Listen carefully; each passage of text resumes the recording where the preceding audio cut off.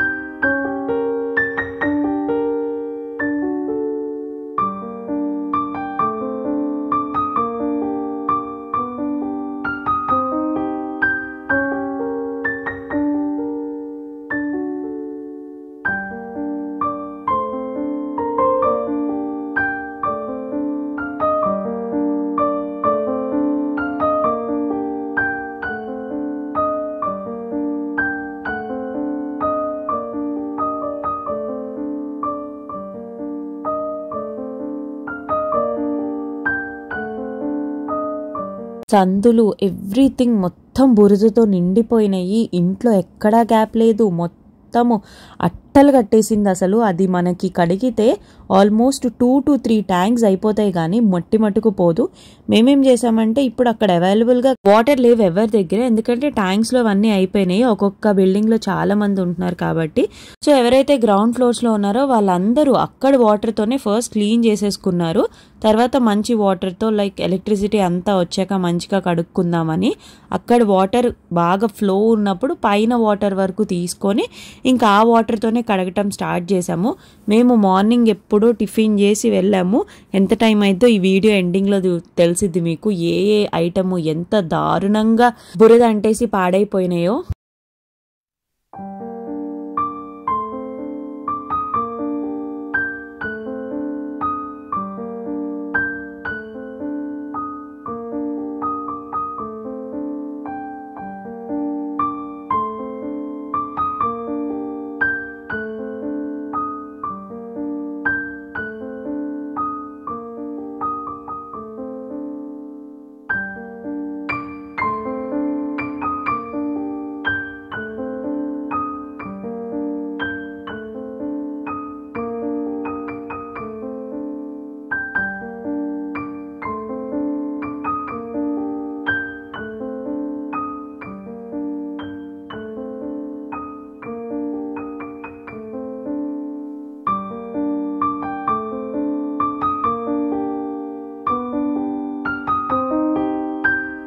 ఇంకా ఎక్కువ నీళ్లు పోయటం కన్నా కొంచెం బాగా రుద్దితే పోయిద్దని చెప్పి ఫస్ట్ చీపిరితో రుద్దటం స్టార్ట్ చేశాను. ఎందుకంటే అది మళ్ళీ అన్ని బకెట్స్ మోయాలంటే కూడా కష్టం కదా. మాకు అసలు ముందు ఏ రూమ్తో స్టార్ట్ చేయాలి, ఏ రూమ్తో కడగాలో కూడా అర్థం కాలేదు. అసలు అంత లాగా అనిపించింది నాకు. కబోర్డ్స్లో ఒక్కటి కొంచెం పైన పెట్టినవి మటుకు టచ్ కాలేదు, మిగిలిన ఈ కింద అన్నీ తడిసిపోయినాయి. మా దరిద్రం కిందే ఎక్కువ పెట్టాం మేము, పైన అసలు ఏమీ లేవు. ఎందుకంటే మేము వచ్చింది అప్పుడే కాబట్టి. లోపల అయితే బెడ్రూమ్స్లో కుప్పలు కుప్పలు మట్టి.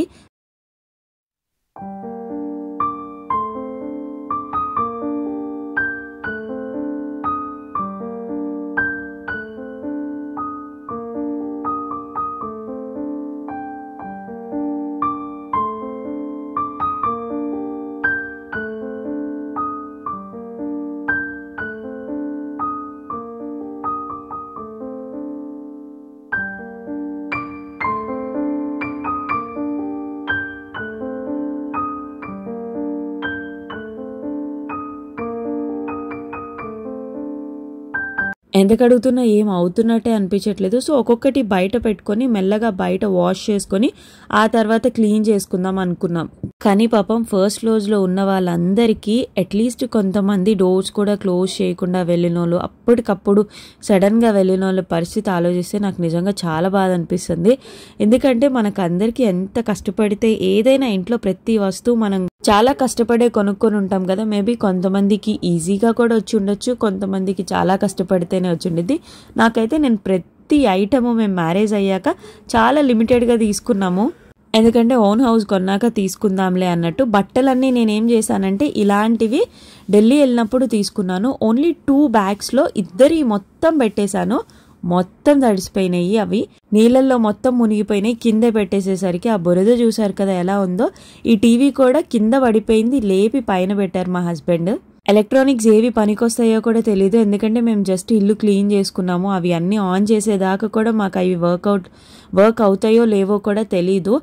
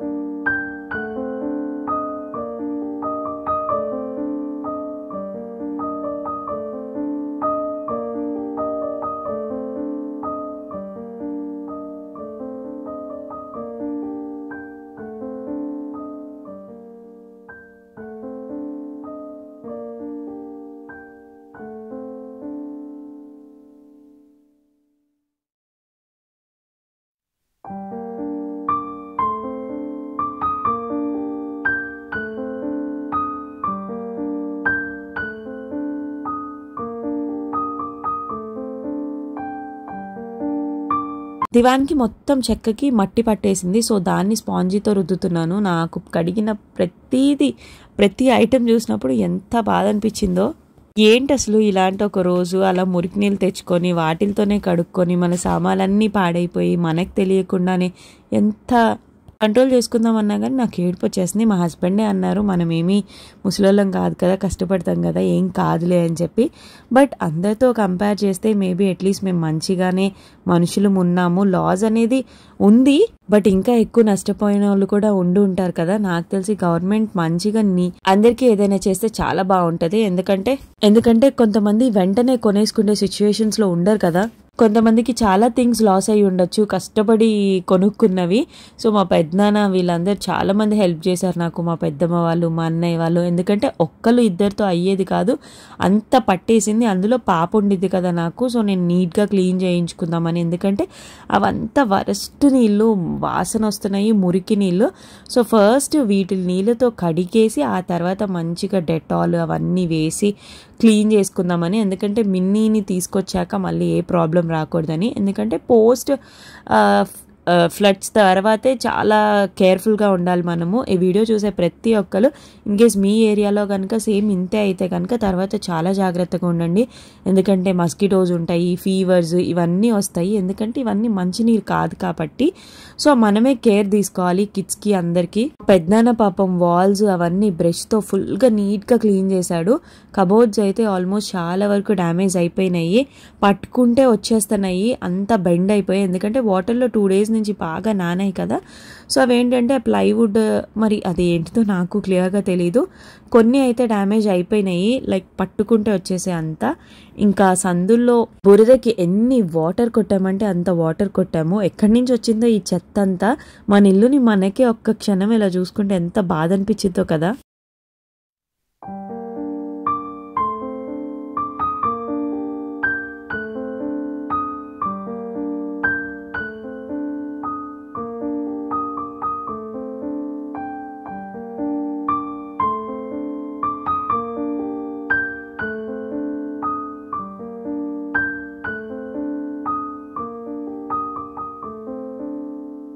కబోర్డ్స్ అయితే పట్టుకుంటే చాలా వచ్చేస్తున్నాయి. కిందవన్నీ ఆల్మోస్ట్ ఏవైతే నాన్నాయో అవి కొన్ని ఊడిపోయినాయి.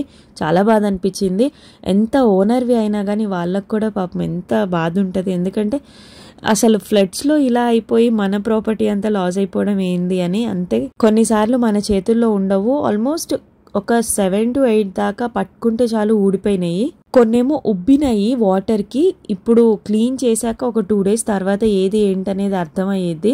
సో బయట అవసరం లేని అన్నీ పడేసాము. ఇంకా ఈ దుప్పట్లు ఇవన్నీ అయితే అసలు పనికిరావు.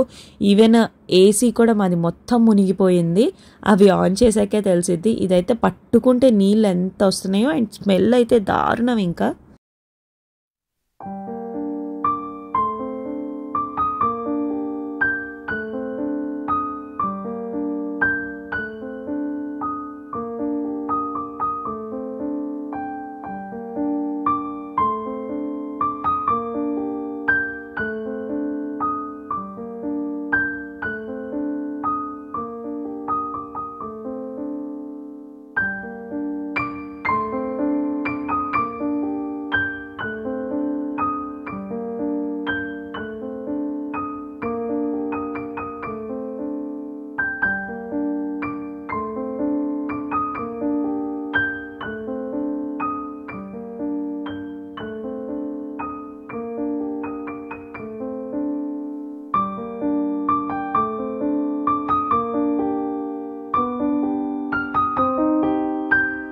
ఎంత లాగినా వెళ్ళట్లేదు. సో మా వాళ్ళు తొక్కి దాన్ని వాటర్ అంతా పోయాక లాగుదామని. ఎందుకంటే 2 days కదా, ఫుల్గా మురికి నీళ్ళల్లో నానిపోయింది. ఇన్ కేస్ మీ ఇంట్లో కూడా ఎవరి ఇళ్ళలో ఇలా తడిసినా కానీ పడేయండి, ఆరాక వాడటం అలా చెయ్యొద్దు. ఎందుకంటే చాలా బ్యాక్టీరియా ఉండిద్ది దాంట్లో.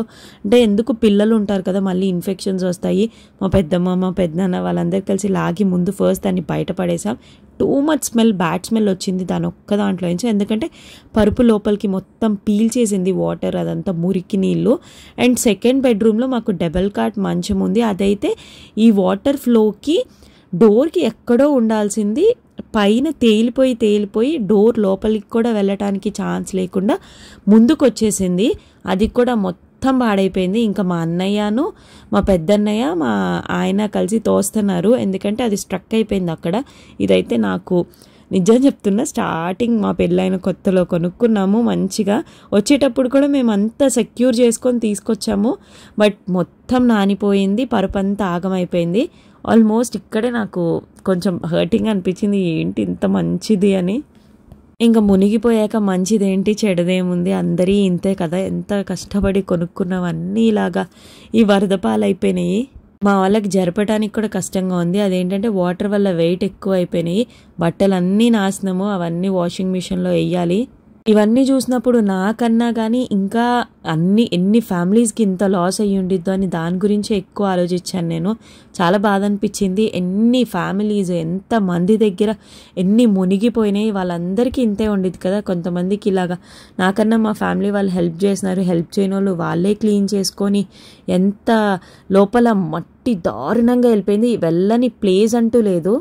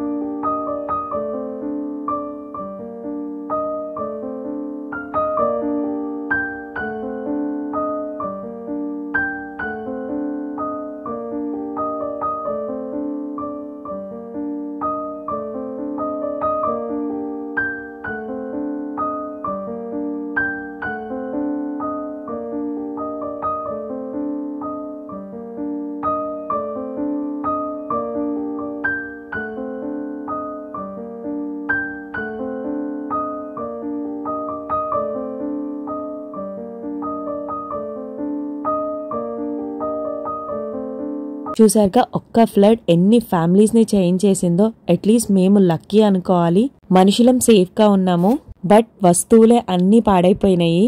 ఎనీవే ఇంకా మనము డే టైం వచ్చింది కాబట్టి అట్లీస్ట్ మనం అందరం సేఫ్ అయ్యాము. అదే నైట్ టైం అయి ఉంటే ఇంకా అసలు అది ఆలోచించుకోవడానికి చాలా కష్టంగా ఉంది.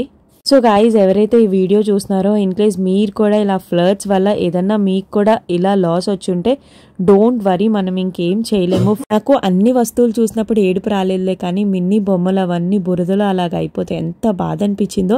లిటరల్లీ ఒక 5 minutes అసలు నాకు కళ్ళలో నీళ్ళు ఆగలేదు. ఎప్పుడూ చెప్తూ ఉంటాను కదా, లైఫ్లో ప్రతిదీ ఒక ఫేజే, అన్ని మంచి రోజులు ఉండాలని కూడా కోరుకోకూడదు. సో ఫైనల్లీ 1 day కంప్లీట్గా క్లీన్ చేసుకున్నాము. నైట్ అయిపోయింది, బట్ మా ఫ్యామిలీ అందరి హెల్ప్ ఉండటం వల్ల బాగానే నీట్గా ఫస్ట్ అక్కడ బయట వాటర్తో, తర్వాత ట్యాంక్ వేసుకొని మంచిగా ఫ్రెష్ వాటర్తో క్లీన్ చేసేసుకున్నాము. ఇంకొకసారి మళ్ళీ డెటాల్తో డిస్ఇన్ఫెక్టెంట్స్ అంతా వేసి నీట్గా క్లీన్ చేసుకుంటే సెట్ అయిపోయింది.